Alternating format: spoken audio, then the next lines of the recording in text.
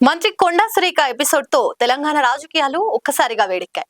కాంగ్రెస్ పార్టీలో నెలకొన్న అంతర్గత విభేదాలు, నేతల మాటల యుద్ధం కాంగ్రెస్ హైకమాండ్ కు పెద్ద తలనొప్పిగా మారింది. తాజా పరిణామాలతో విసిగిపోయిన పార్టీ పెద్దలు వివాదాలన్నిటికీ ఫుల్ స్టాప్ పెట్టేందుకు భారీ స్కెచ్ వేసినట్లు తెలుస్తోంది.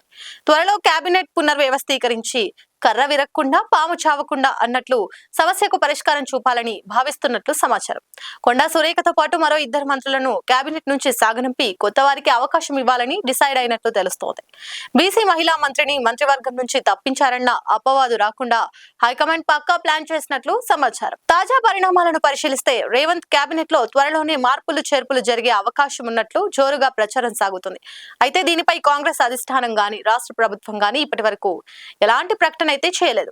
ఇదిలా ఉంటే పార్టీలో తాజా పరిణామాలపై హైకమాండ్ ఎప్పటికప్పుడు నివేదికలు తెప్పించుకుంటున్నట్లు సమాచారం. రాష్ట్రంలోని కీలక నేతల వ్యాఖ్యలు, అంతర్గత విభేదాలకు సంబంధించిన అంశాలను పరిశీలించి పార్టీకి ఇబ్బందికరంగా మారుతున్న వివాదాలకు ముగింపు పలికేందుకు అధిష్టానం చర్యలకు సిద్ధమవుతుంది. ఈ క్రమంలో కొందరికి చెక్ పెట్టేందుకు కేబినెట్ పునర్వ్యవస్థీకరణ చేస్తే మంచిదన్న అభిప్రాయానికి కాంగ్రెస్ పెద్దలు వచ్చినట్లు తెలుస్తోంది. తెలంగాణ కాంగ్రెస్ లో కీలక నేతలకు ఈ మేరకు సంకేతాలు అందినట్లు కూడా పార్టీ వర్గాల్లో చర్చ నడుస్తోంది. లండన్ నుంచి తిరిగి వచ్చిన అనంతరం మీడియాతో మాట్లాడిన CM Revanth Reddy Konda Surekha episode party అంతర్గత పరిణామాలపై స్పందించేందుకు నిరాకరించారు. ఈ వ్యవహారాన్ని హైకమాండ్ చూసుకుంటుందని స్పష్టం చేసేశారు. పార్టీ అధిష్టానం నుంచి వచ్చిన హామీ మేరకే రేవంత్ ఈ అంశంపై మౌనంగా ఉన్నారన్న వాదనలు వినిపిస్తున్నాయి.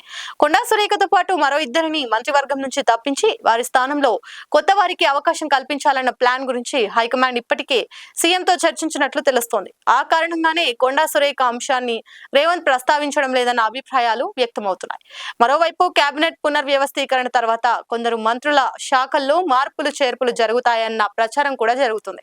అయితే కొండా సురేఖతో పాటు ఇంకెవరిని తప్పిస్తారు, ఎవరికి కొత్తగా మంత్రి పదవులు దక్కుతాయన్నది ఇంట్రెస్టింగ్ గా మారింది. కొండా సురేఖను కేబినెట్ నుంచి తప్పిస్తే ఆమె స్థానంలో బీసీ సామాజిక వర్గానికి చెందిన మహిళకు మంత్రి పదవి ఇవ్వాలనే ఆలోచనలో కాంగ్రెస్ అధిష్టానం ఉన్నట్లు సమాచారం. కేబినెట్ లో సామాజిక సమతుల్యతతో పాటు మహిళలకు ప్రాధాన్యత ఇవ్వడంపై కాంగ్రెస్ అధిష్టానం ప్రత్యేక దృష్టి పెట్టవచ్చన్న చర్చ సాగుతుంది. కేబినెట్ నుంచి తప్పించనున్న ముగ్గురు మంత్రులను మహిళలతో భర్తీ చేయనున్నట్లు వార్తలు వస్తున్నాయి. సెప్టెంబర్ 7 నుంచి తెలంగాణ అసెంబ్లీ వర్షాకాల అసెంబ్లీ సమావేశాలు ప్రారంభం కానున్నాయి. ఆలోపే మంత్రివర్గంలో మార్పులు చేర్పులు చేయాలనేది ప్రభుత్వం భావిస్తున్నట్లు సమాచారం.